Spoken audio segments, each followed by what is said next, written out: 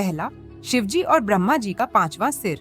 जब महादेव ने अहंकार का अंत किया, शिव पुराण में वर्णित एक रहस्यमयी और गहन कथा है, जिसमें भगवान शिव ने स्वयं ब्रह्मा जी का पांचवां सिर काटा था। यह कथा ब्रह्मांड की सृष्टि, धर्म और अहंकार के विनाश से जुड़ी हुई है। सृष्टि के प्रारंभ में त्रिमूर्ति ब्रह्मा, विष्णु और महेश की रचना ब्रह्मांड के संचालन हेतु हुई। ब्रह्मा जी को सृजन का कार्य सौंपा गया, विष्णु जी को पालन का और शिव जी को संहार का। एक समय ऐसा आया जब ब्रह्मा जी को अपनी सृजन शक्ति पर घमंड हो गया। उन्होंने स्वयं को सर्वश्रेष्ठ मानना प्रारंभ कर दिया और चारों दिशाओं में दृष्टि रखने के लिए अपने 4 सिर उत्पन्न कर लिए। लेकिन जब भी वे अपनी सृष्टि पर दृष्टि डालते, उन्हें लगता कि यह सब उन्हीं की कृपा से हो रहा है। उनका अहंकार इतना बढ़ गया कि उन्होंने यह कहना शुरू कर दिया कि वे स्वयं ईश्वर हैं और शिव तथा विष्णु उनके अधीन हैं। यह बात समस्त लोकों में चर्चा का विषय बन गई और ब्रह्मा जी ने स्वयं के लिए मंदिर बनवाने और पूजा करवाने का प्रयास तक किया।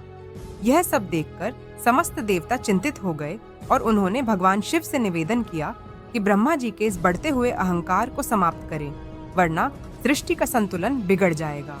शिव जी, जो योग और विनम्रता के परम आदर्श हैं, उन्होंने ब्रह्मा जी को समझाने का प्रयास किया, परंतु ब्रह्मा जी अपने ही गर्व में चूर थे।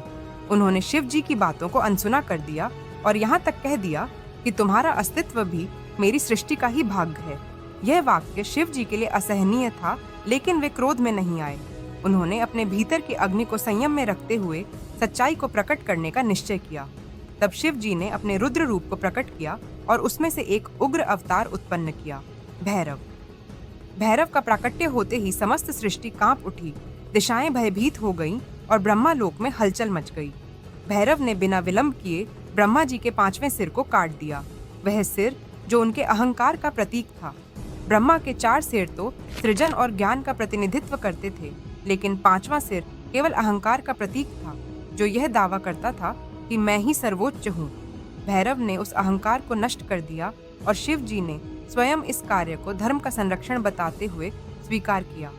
लेकिन ब्रह्मा का सिर काटना भी एक महापाप था और वह सिर भैरव के हाथ में चिपक गया।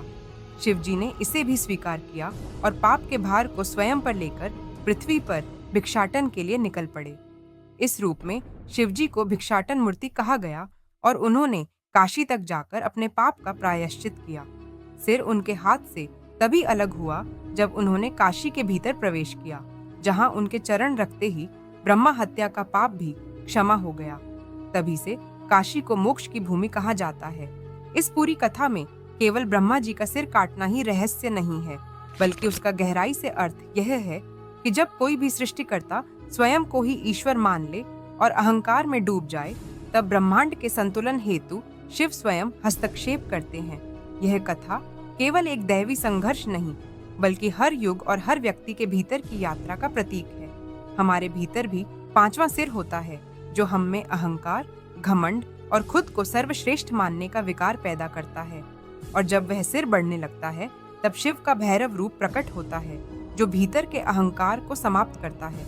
शिव जी यह भी सिखाते हैं कि कोई भी चाहे कितना ही शक्तिशाली क्यों न हो, यदि उसमें अहंकार आ गया तो विनाश निश्चित है।